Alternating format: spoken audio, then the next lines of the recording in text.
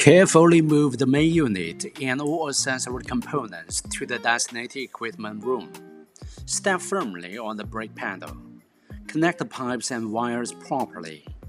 Match the cable with its corresponding slot. Connect the 380-volt power supply wire.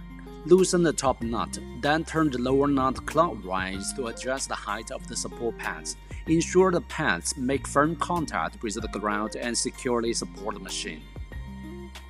Open the upper cover of the hose machine and install the hydrogen ventilation pipe and route it outdoors. Ensure the pipe runs upwards at all times. Open the upper cover to get the key. Use the key to open the lower cover. For the safety during transportation, we'll lose the joint of connections. After receiving the machines, we have to fasten the joint first, the two joints of these two pumps, the joints of the electrolysis cell inlet, the joints of the dosing pump, and install the pressure gauge.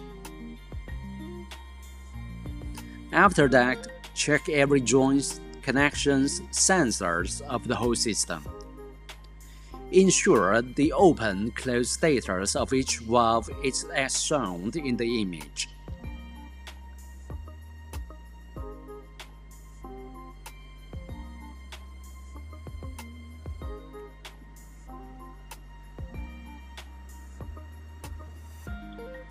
So installation finished.